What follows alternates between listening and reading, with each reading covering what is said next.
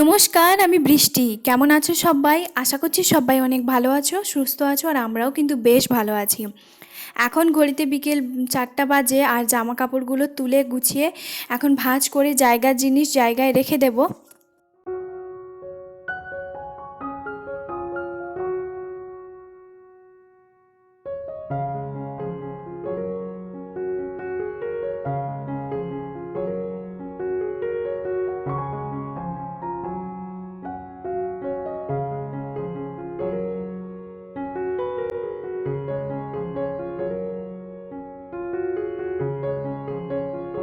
এখন এই দেওয়াল আলমারি বলতে পারো, তো এখানে হচ্ছে আমার সমস্ত কিছু জিনিসগুলো রাখি, টুকটাক যে জিনিসগুলো।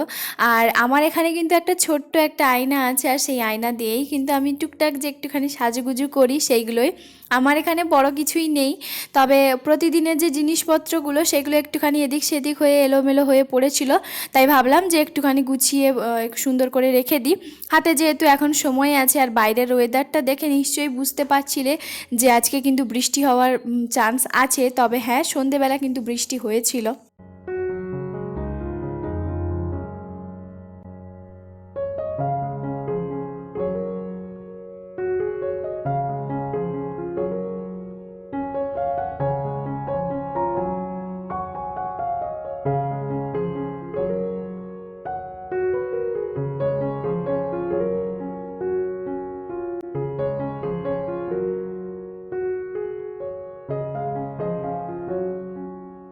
মশা ঢোকার আগে জানালাটা লাগিয়ে দিলাম, শুধু একদিকে জানালাটা খুলে রাখবো একটুখানি হাওয়া বাতাস আসার জন্য, কারণ না হলে তো ঘরটা হচ্ছে তোমার ভ্যাপসা হয়ে যাবে, তাই জন্য।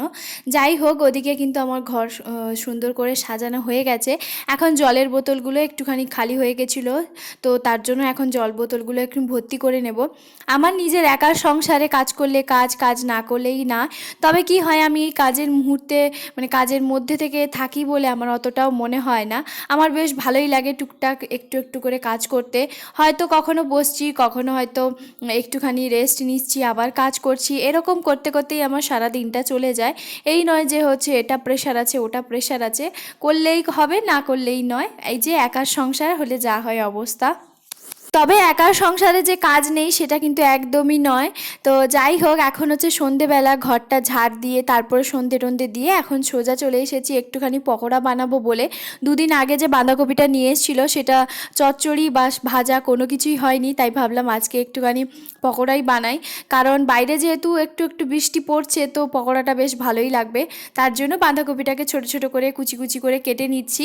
এই ছুরিটাই কয়েকদিন আগে ওর একটা বন্ধু বাড়ি গেছিলো উড়িষ্যা, তো সেখান থেকেই ও নিয়ে এসছে ছুরিটা। ছুরিটা কিন্তু ভীষণ পরিমাণে ধার।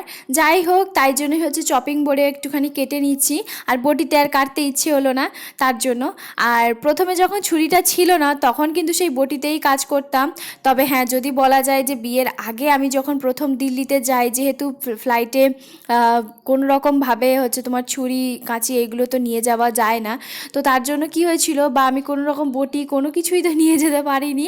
ও আমাকে বলেছিল যে তুমি ছুরি আর চপিং বোর্ডে হচ্ছে তোমার কাটাটা অভ্যেস করে নিতে পারবে, আমার এইটুকুনি বিশ্বাস আছে, তুমি একবার চলোই না, ছুরিতে হচ্ছে তোমার সুন্দরভাবে কেটে ফেলবে। তো প্রথমবার যখন আমি যাই, হ্যাঁ, আমার কিন্তু কোনো অসুবিধা হয়নি। আমি হয়তো এটাই ভেবে ভেবে গেছিলাম যে ছুরিতে তো কোনোদিনও কাটিনি, বটিতেই হচ্ছে তোমার কেটে এসছি, তো কিভাবে কি করব না করব এটাই হচ্ছে ভেবে ভেবে পাচ্ছিলাম না। শেষমেশ ওখানে হচ্ছে 1 বছর কাটিয়ে আসার পরে আমি বটিটাই হচ্ছে ভুলে গেছিলাম, যে বটিটা দেখলেই মনে হয় এত বড় একটা ব্যাপার। তো যাই হোক, তারপরে আস্তে আস্তে আবারও কিন্তু অভ্যেস হয়ে গেছে। এখন দুদিক ব্যালেন্স করেই হচ্ছে করি, যেহেতু এখানে বটি আছে, ছুরিও আছে, সব কিছুই আছে, ওই যে অভ্যেস যেটাই করবে সেটাই হবে। তবে ওই 1 বছর যেহেতু বটি জিনিসটা দেখিনি বা আমি হচ্ছে করিনি, তো সেই ব্যাপারটা একটুখানি ভয় লাগছিল। যাই হোক, ভালো করে বাঁধাকপিটা কিন্তু কেটে হচ্ছে তোমার ধুয়ে নিয়েছি। আর এরপর ও সাইডে হচ্ছে তোমার একটুখানি লঙ্কা কুচোনো দিয়েছি। আর এরপরে হচ্ছে কিছুক্ষণের জন্য ম্যারিনেট করে রাখবো। তার মধ্যে দেব হচ্ছে তোমার এখন কাঁচা লঙ্কা কুচি, যেটা একটা দিয়েছি, আর একটা কি দুটো দিয়েছি, এই ঝালটা কিন্তু খুব একটা নয়। আর করেছি একটা পেঁয়াজ কুচি, সঙ্গে হচ্ছে তোমার একটুখানি দেব নুন, হলুদ, আর একটুখানি দিয়েছি চিকেন কারির মশলা। তো লঙ্কার গুঁড়ো অল্প একটুখানি দিয়েছি। তো সমস্ত কিছু একসঙ্গে মিশিয়ে ভালো করে কিছুক্ষণের জন্য 10 মিনিটের মতো রেখে দেবো। আর হ্যাঁ, একটুখানি আদা রসুনের পেস্ট ছিল, তো সেটাই দিয়ে দিয়েছি। আদা রসুনের পেস্টটা মোটামুটি বাড়িতে থাকে, কারণ হচ্ছে রাতে যখন শিলনোড়াতে বাটাবাটির ঝামেলাটা যখন বাইরে যেতে ইচ্ছে হয় না, তখনই হচ্ছে আদা রসুনেরটা ব্যবহারটা হয়, আর তাই জন্যই হচ্ছে বাড়িতে রাখি। যাই হোক, এদিকে সমস্ত কিছু দেওয়া আমার এদিকে হয়ে গেছে। তো নুন দিয়েছি, হলুদ দিয়েছি, আর ওই যে বললাম চিকেন কারির মশলা, লঙ্কার গুঁড়ো, সব কিছু ভালোভাবে একসঙ্গে একটুখানি মিশিয়ে রাখবো একটুখানি। তারপরে 10 থেকে 15 মিনিট, তবুও কিন্তু অনেকক্ষণ রেখে দিয়েছিলাম, প্রায় 20 মিনিট মতো রেখে দিয়েছিলাম, কোনো অসুবিধা হয়নি। কারণ ও এখনও পর্যন্ত যেহেতু আসেনি, তার জন্য ও খেলতে গেছে, আর খেলে এসে তারপরে ওকে মানে সুন্দর করে একটুখানি পরিবেশন করে গরম গরম ভেজে হচ্ছে তোমার দেবো, তার জন্য। তো আমি এখন খাবো না, তো চাটা হচ্ছে আমি একদম হচ্ছে যখন পকোড়াটা বানাবো তখন খাবো। তো এই যে এখন হচ্ছে ও চলে এসেছে, আর প্রায় 20 মিনিট পরে আমি হচ্ছে রান্নাঘরে আবারও এলাম। এর মাঝখানে একটুখানি বসছিলাম, তো একটুখানি বেসন দিয়েছি পরিমাণ মতন, আর দিয়েছি হচ্ছে তোমার চালের গুঁড়ো। তো চালের গুঁড়োটা দিতে বেশ ভালোভাবে মচমচে হয়েছে, সেটা আমি তোমাদের সঙ্গে শেয়ার করব একটু পরে। এখন হচ্ছে ভালো করে তেলটা গরম করে এখন বসিয়ে দিয়েছি। তবে যাই বলো, সন্ধেবেলার একটু ভিডিওটা একটুখানি একটু মানে আলোটা নেই, মানে একটু অল্প অল্প লাগছে, তবে ঘরে কিন্তু দুটো আলো জ্বালানো আছে। ওই যে বলে না, সূর্যের আলোতে ভিডিও বানানোর একটা কোয়ালিটি আলাদা, মানে একটা দেখতেও একটা অন্যরকম লাগে।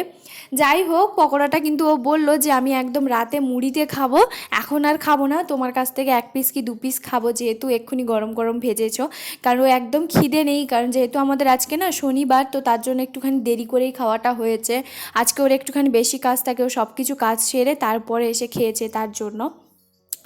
তো নিজের জন্য একার জন্য তো চা করছি, তার মাঝখানে ওকে কিন্তু দুধ হরলিক্সটা দিয়ে দিয়েছি, ও কিন্তু খাওয়াও হয়ে গেছে। আর এখন হচ্ছে আমার নিজের জন্য একটুখানি চা করছি, কারণ পকোড়ার সঙ্গে বাইরে বৃষ্টি হচ্ছে, পকোড়া চা জাস্ট জমে যাবে, তাই না?